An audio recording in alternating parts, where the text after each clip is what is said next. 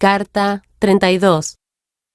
Mi querido padre, esta es la tarde del gran día de la fiesta, y el segundo día después de la vergonzosa ejecución de aquel que en todos creíamos que había sido el Cristo, el Hijo del Bendito. Sin embargo, todavía yace muerto en la tumba. Ay, aquel tan bueno, noble y sabio debió haber sido un engañador. De ahora en adelante no tendré fe en la bondad. He llorado hasta que no puedo llorar más. Ahora es el cierre del gran día de la fiesta. Los inclinados rayos del sol que se oculta aún persisten sobre las puntas doradas al final de los pequeños pináculos de la Santa Casa del Señor. El humo del incienso se eleva lentamente hacia el cielo desde su altar invisible, y las voces profundas del coro de los levitas aumentan con las voces de las decenas de miles de Judá, las cuales llenan todos los atrios del templo y caen sobre mis oídos como un trueno silencioso. Nunca había oído algo tan solemne. Sobre el templo ha estado suspendida desde la crucifixión de ayer la nube de humo de los sacrificios, y está suspendida sobre toda la ciudad como un manto. El sol no penetra en ella, aunque su luz cae sobre la tierra fuera de la ciudad, pero toda Jerusalén permanece en sombra. Esta nube es una escena aterradora, y todos los hombres la han estado observando y han estado hablando de ella y preguntándose. Parece estar en forma de alas negras y gigantescas, extendiéndose sobre toda Jerusalén. Allí está ahora suspendida, visible desde mi ventana. Pero ya de alguna manera estamos acostumbrados a su terrible presencia y dejamos de temer, aunque estamos llenos de asombro. Esta mañana, mientras un viento fuerte empezó, soplando desde el mar grande hacia el este, todos anticipaban y esperaban ver la nube alejarse, en dirección al desierto. Pero el único efecto que produjo el viento fue agitar toda su superficie en oleadas turbulentas, mientras que la misma aún mantenía su posición por encima de la ciudad. La sombra que proyecta es sobrenatural y temerosa, como la terrible oscuridad que marca un eclipse de sol. Y esto me recuerda, mi querido padre, que debo mencionar que entre los muchos temas que se apresuran a mi pluma para expresarlos, he omitido el declararos lo que es inexplicable a menos que los hombres en verdad hayan crucificado en Jesús al mismo Hijo de Dios. A la hora de su muerte, el sol desapareció de en medio de los cielos y las tinieblas como las de la noche se extendieron sobre toda la tierra, de tal manera que las estrellas se hicieron visibles, y las colinas sobre las que Jerusalén está erguida temblaron como si un terremoto las hubiera estremecido.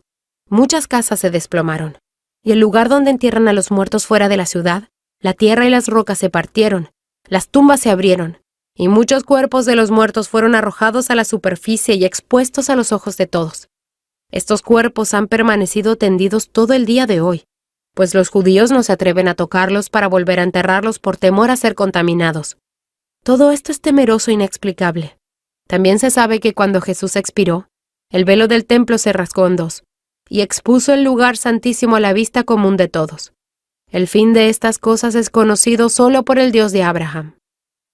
Nunca antes había habido una Pascua tan tenebrosa. Los rostros de los hombres están pálidos y todos parecen como si alguna terrible calamidad hubiera ocurrido en la nación.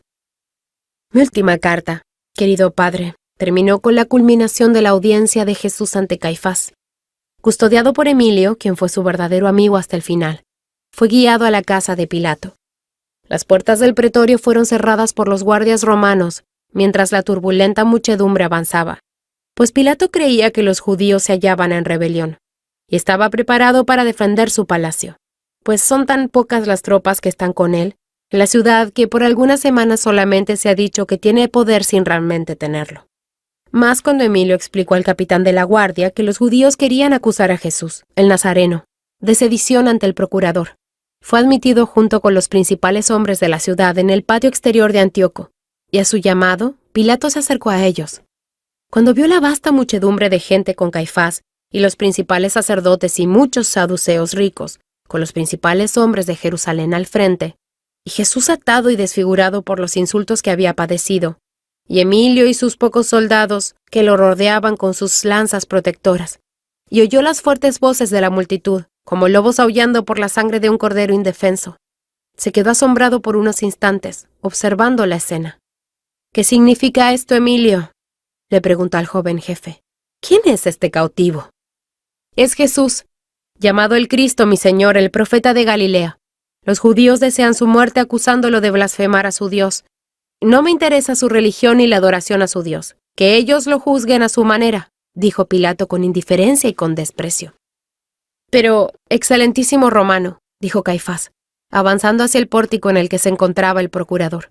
Por nuestra ley debe sufrir la muerte, y tú sabes que aunque podemos condenar, como ya hemos hecho con este Galileo, no tenemos poder para ejecutar la sentencia de muerte. Habéis dicho bien, pero ¿queréis que mate a uno de vuestra nación por blasfemar a vuestro Dios? En cuanto a eso, oh sacerdote, dijo Pilato sonriendo con indiferencia, nosotros los romanos blasfemamos contra él diariamente, pues no lo adoramos y no tendremos nada que ver con vuestra fe. Dejad que el hombre se vaya. No veo ninguna causa de muerte en él. Luego habló con Emilio y le pidió que llevara a Jesús al lugar donde estaba él. Pilato lo miró con una mezcla de piedad e interés.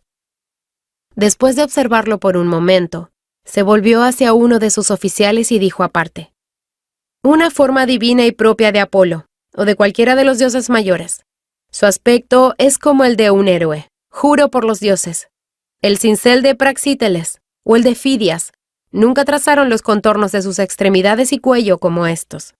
Él es la encarnación misma de la simpatía y dignidad humana». Los mensajeros asintieron al inclinar sus cabezas a favor de estas frías críticas del indiferente y lascivo italiano. Mientras tanto, Jesús se quedó inmóvil ante su juez, sus ojos abatidos y llenos de una tristeza santa, y sus labios comprimidos con una inquebrantable paciencia. Pilato se volvió hacia él y le dijo: «Tú eres entonces ese Jesús del que los hombres hablan tanto. Los hombres dicen, oh Jesús, que tú eres más sabio que los hombres ordinarios, que puedes hacer obras de magia, y que eres experto en los misterios sutiles de la astrología. Yo te cuestionaré sobre estas cosas. ¿Me leerás mi destino en las estrellas? Si respondes bien, seré tu amigo, y te liberaré de los hombres de tu nación que parecen clamar por tu sangre». «Mi señor», gritó Caifás furioso, «no debes dejar ir a este hombre. Él es un engañador y un traidor al César. Lo culpo y lo acuso formalmente ante tu tribunal por hacerse rey de Judea». A esto consintió toda la multitud. Con gran voz de rabia y furiosa denuncia que sacudió las mismas paredes del pretorio. «¿Qué decís?», preguntó Pilato. «¿Eres tú un rey? Me parece que, si fueras tal, estos judíos no tendrían por qué temerte». Y el romano echó una mirada despreocupada sobre las ropas miserables y desgarradas, y las extremidades medias desnudas del profeta. Antes de que Jesús pudiera responder, lo cual parecía que iba a hacer, se oyó una conmoción repentina en la parte baja de la corte de Gabata, y se oyó una fuerte y áspera voz que gritaba: «¡Abran paso! ¡Devuélvanlo! ¡Es inocente!». Todos los ojos se volvieron en dirección al portal, cuando un hombre fue visto abriéndose paso hacia la puerta de la sala del juicio, frente a la cual Pilato estaba de pie, con Jesús 1 o 2 pasos más abajo. «¿Qué dice este loco?», preguntó el procurador. «Algunos de vosotros arrestadle». «No estoy loco. Él es inocente. He traicionado sangre inocente», exclamó Iscariote, pues era él, saltando hacia el frente del pórtico. «Tomad vuestro dinero y dejad libre a este santo profeta de Dios. Os juro por el altar que es inocente. Y si le hacéis daños, seréis malditos con la venganza de Jehová. Llevaos vuestra plata, porque él es inocente». «¿Qué nos importa a nosotros? Allá tú», respondió con arrogancia el sacerdote Abner, mientras que los ojos de Caifás, bajo la mirada fulminante del procurador romano, delataron su culpabilidad. «¿No lo soltaréis si os devuelvo las piezas?», exclamó Judas, con un tono de desesperación, tomando a Caifás por el manto y luego arrodillándose ante él implorando. Pero Caifás lo sacudió airadamente. Finalmente, de manera frenética, se arrojó a las rodillas de Jesús y lloró de la manera más estremecedora. «Oh, maestro, maestro, tú tienes el poder. ¡Libérate a ti mismo!». «No, Judas», contestó el profeta agitando su cabeza y mirando compasivamente a su traidor, y sin una sola mirada de resentimiento por haberlo traicionado. «Ha venido mi hora. Para esta hora he venido al mundo. Creí que no dejarías que te arrestaran. Es mi avaricia la que te ha inmolado. ¡Oh Dios! ¡Oh Dios! Ya veo que es demasiado tarde». Así, clamando con voz de desesperación, se levantó y se precipitó fuera de la presencia de todos, con su rostro escondido en su manto hacia la puerta exterior. Esta extraordinaria interrupción produjo un efecto sorprendente en todos los presentes. y transcurrieron unos momentos antes de que Pilato pudiera continuar su investigación de Jesús, lo cual hizo al entrar en la sala del juicio y ocupar su asiento en el trono. Luego repitió su pregunta, pero más respetuosamente que antes. «¿Luego eres tú rey?» «Tú dices que yo soy, lo cual soy rey», respondió Jesús, con una dignidad verdaderamente real en su conducta, pues todo el tiempo, atado y desfigurado como estaba por manos de sus enemigos, pálido por el sufrimiento y por estar de pie durante una noche espantosa y sin dormir, expuesto al frío y a los insultos, tenía un aspecto de rey, y parecía que la gloria divina se elevaba en derredor de su cabeza como si un rayo de luz hubiese estado iluminando sobre él. «Tú mismo lo oís», exclamó Caifás, estando de pie en el umbral de la sala de juicio del gobernador gentil, en la cual no quería entrar por temor a contaminarse. En todas partes ha proclamado públicamente que ha sido ordenado por Dios para restablecer el reino de Judá y derribar el poder del César en Jerusalén, añadió el gobernador del templo, alzando su voz para ser escuchada por encima de las voces de los sacerdotes y escribas, quienes hablando todos juntos, lo acusaron violentamente de muchas otras cosas. Pilato finalmente logró un silencio absoluto y luego le dijo a Jesús: «¿Oyes estas acusaciones? ¿No tienes ninguna respuesta que dar? Mira cuántas cosas atestiguan contra ti». Pilato habló como si se hubiera interesado profundamente en Jesús y le hubiera dado una oportunidad de defenderse. «Él ha pervertido a la nación, un tipo muy peligroso y pestilente», exclamó Caifás. «Es un blasfemo por encima de todos los hombres». «No tengo nada que ver con vuestra religión.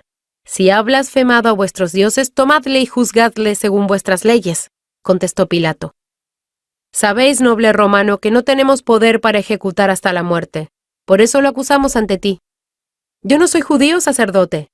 ¿Qué me importan vuestras propias disputas religiosas? Él no ha hecho nada que yo pueda entender por las leyes de la Roma imperial, las cuales prevalecen aquí, que pueda juzgarle a muerte. Yo, por lo tanto, ordeno su libertad».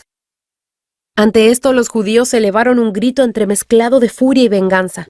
Caifás, olvidando su miedo a contaminarse, avanzó varios pasos adentrándose a la sala de juicio, y agitando sus manos sobre Pilato exclamó: «Si dejáis ir a este hombre, no seréis amigo del César, estáis aliado con él, aquel que se erige como rey en todos los amplios límites de los dominios del César, en las guerras contra el César, tanto en Jerusalén como en Roma. Si liberas a este hombre, yo y mi nación nos acusaremos ante vuestro amo, Tiberio, de favorecer la sedición de este Galileo». Cuando Pilato oyó el nombre de Galilea, preguntó si el prisionero era Galileo. Al ser contestado afirmativamente por los excitados sacerdotes, le dijo a Emilio: «Espera, no soltéis sus ataduras ahora.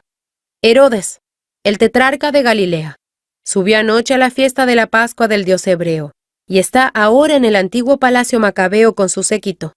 Llevad a vuestro prisionero a él, y que Herodes juzgue a sus propios súbditos». Los principales sacerdotes y escribas gritaban ahora con aprobación ante esta decisión, pues comenzaron a temer que Pilato soltaría a Jesús, y sabían que el indeciso e imprudente Herodes haría todo lo que fuera para ganar el favor popular. «¡A Herodes! ¡Al tetrarca de Galilea con él!», se levantó el grito. Pero Caifás, frunciendo el ceño e insatisfecho, se quedó atrás, y Pilato, contento de liberarse del delicado asunto de condenar a un hombre inocente, salió sonriente y habló con el sombrío sumo sacerdote: «Sabéis que solo puedo condenar a los hombres por crímenes cometidos contra las leyes del imperio. Este Jesús no ha hecho nada digno de muerte». «Noble gobernador», respondió Caifás, deteniéndose en sus airados pasos de un lado a otro por el piso del pórtico exterior, «olvidáis que no lo he traído ante vosotros solo por esta acusación de blasfemia, sino por sedición, por el altar de Dios. Este es un crimen conocido por tus leyes». «Lo sé». «Así es. Vosotros acusáis a un joven, indefenso, callado, impotente, que no tiene dinero, hombres o armas, un extraño pescador o carpintero de Galilea, de levantar un trono y un reino contra Tiberio César, el gobernante de la tierra. La idea es absurda. Esto debe ser considerado como algo ridículo. Así dirá Herodes cuando conozca el asunto». «Así no dirá César, mi señor», respondió Caifás, con un gesto de desprecio en sus labios. «Si dejáis que se vaya este hombre, La nación judía redactará un memorial acusándoos ante el emperador de proteger la traición. Seréis convocado por el tribunal para responder a la acusación, y aunque tengáis éxito en limpiaros, habréis perdido vuestro gobierno dándolo a otro, y por vuestro buen nombre, viviréis para siempre bajo la sospecha del César. Pilato se tornó pálido y se mordió los labios con angustia. Mi señor sacerdote, estáis convencido, veo, de la muerte de este hombre inocente. No soy judío para entender cómo ha atraído sobre sí mismo vuestra terrible ira y la de vuestra nación. Veré qué dirá Herodes, quien siendo judío conoce sus costumbres. Pilato se sentó en su trono para escuchar otras quejas. Al cabo de media hora, un joven se arrojó de su caballo a la puerta del patio y se acercó al procurador. ¿Qué te aqueja, Alejandro?, preguntó Pilato al ver sangre en sus sienes y parecía desmayarse. He aquí, mi señor, me caí de mi caballo, que se asustó al ver una antorcha encendida que yacía en el piso, y me retuvieron en una casa para asistirme hasta que fui capaz de volver a montar, por lo cual llego aquí tarde. ¿Y por qué venís? ¿Qué noticias envía mi bella esposa para que te despache desde mi casa en Betania a esta hora tan temprana? ¿Ninguna mala noticia, joven? Ninguna, mi señor, excepto esta nota. El paje griego le entregó a su amo un pequeño rollo de pergamino, atado con hilo escarlata. Él cortó el hilo con su espada, y leyendo el contenido se volvió mortalmente pálido. Caifás lo observaba de cerca como si fuera a leer, reflejado en sus ojos, el contenido de la nota que lo había estremecido tan profundamente. Caifás, dijo el procurador, este prisionero debe ser liberado. ¿O es la destrucción de él, orgulloso romano, o la vuestra?, respondió el sumo sacerdote volviéndose y alejándose arrogantemente. Pilato lo miró con un aspecto perturbado, y luego volvió a entrar a la sala de juicio, y sentándose en su trono leyó de nuevo el pergamino. No tengas nada que ver con este hombre justo, leyó en voz alta, porque hoy he padecido mucho en sueños por causa de él. Los mismos dioses parecen estar de parte de este extraordinario joven prisionero, exclamó. Ojalá que Herodes tenga el suficiente sentido común para soltarlo y liberarme de este desagradable asunto. Mientras aún hablaba y meditaba inconscientemente en voz alta consigo mismo, se escuchó un gran ruido de voces en dirección del palacio macabeo, y a medida que se acercaba y se hacía más claro, Pilato se levantó y exclamó: «Es como yo temía. Herodes no les dio ninguna satisfacción y vuelven a mí.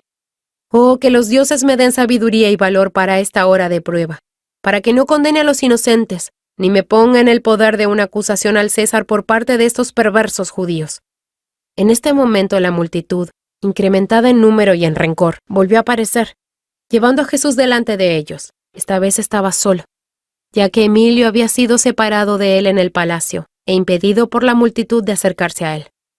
Ahora él ya no estaba atado, y sobre su cabeza había una corona de espinas que atravesaba las tiernas sienes, hasta que la sangre le corría por todo su rostro. Sobre sus hombros llevaba un viejo manto de escarlata, que Herodes usaba en su estado de rey menor, y su mano sostenía una vara como cetro. Y mientras caminaba, el más cruel de los sacerdotes, así como el más vil de los compañeros del vulgo, burlándose, doblaban su rodilla delante de él diciendo: «¡Salve, Rey Jesús! ¡Salve, Real Nazareno, salve!». Otros iban delante de él cargando estandartes de burla, mientras que otros, actuando como pregoneros, corrían dando voces: «¡Abran paso al Rey de los judíos! ¡Hagan homenaje todos los hombres al César! Este es el gran Tiberio, emperador de Nazaret. Contemplen su brillante corona, observen sus vestiduras reales y vean su deslumbrante cetro. Doblad la rodilla, hombres de Judá, ante vuestro rey». Cuando Pilato vio este espectáculo y oyó estas palabras, tembló y se le oyó decir: «Oh, este hombre o yo debemos morir. Estos judíos se han vuelto locos de rabia y demandan un sacrificio. Uno de nosotros debe caer». Oh, que pudiera escribir todo lo que siento, pero me siento obligada, mi querido padre, a terminar aquí. Tu afectuosa hija, Adina.